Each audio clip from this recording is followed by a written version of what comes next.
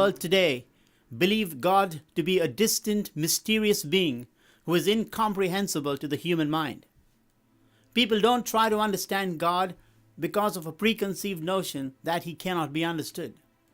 It is natural to feel that God is too high and that we are too low, that God is too profound and that we are too shallow, and so give up altogether on the possibility of having a relationship with him.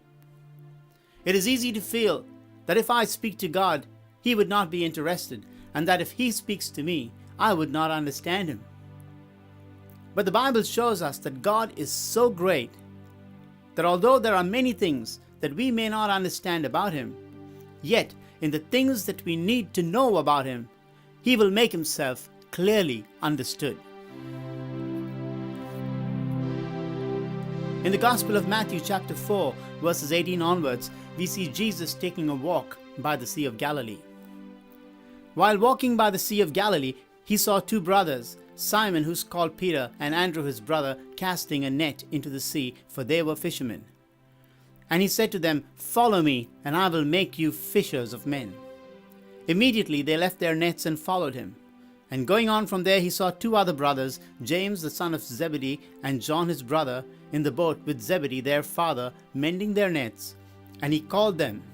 Immediately they left their boat and their father and followed him. Jesus is a great communicator. In a few words, he was able to challenge them to a new level of life and purpose because he did not say things that were above their ability to comprehend. He made himself clearly understood. That's the God we are talking about, one who's willing to meet us on the level of our understanding.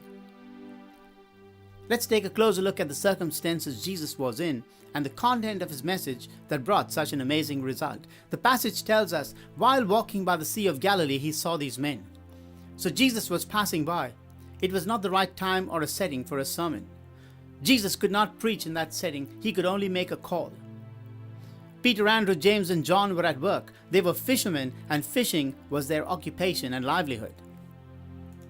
So just as Jesus did not have the time to preach a sermon, they did not have the time to listen to one. But there was enough of time to throw a challenge, and that's what he did. And that tells us that people don't always need a sermon. A few relevant words can make the necessary difference. He said, "Follow me, and I will make you fishers of men." That is, fishers of people. He spoke in fishermen's language because he was speaking to fishermen. If he was speaking to builders, he might have said, "Follow me, and I will make you builders of my kingdom." To electricians, he might have said, "Follow me, and I will empower you to turn on the light in people's lives and show them the way."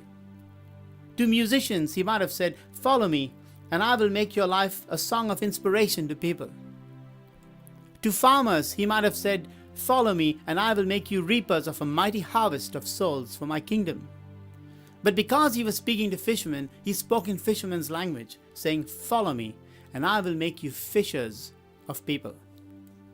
He communicated with them on their wavelength so as to make himself clearly understood. God can connect with anyone on the level of his understanding. He can communicate with the most brilliant thinker on the level of his brilliance and yet make himself clearly understood to a 4-year-old child. He can meet professionals on the wavelength of their professional skills.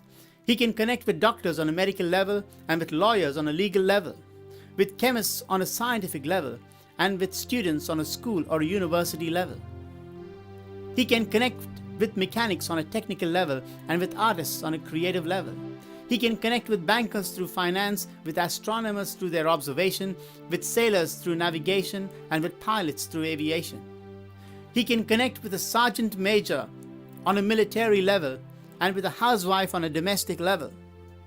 He can meet the religious through religion and reach the atheist in spite of his skepticism. He can become all things to all people so that by all means he can connect with them and make himself understood. God can meet you where you are at and make himself understood to you in the way that you can understand.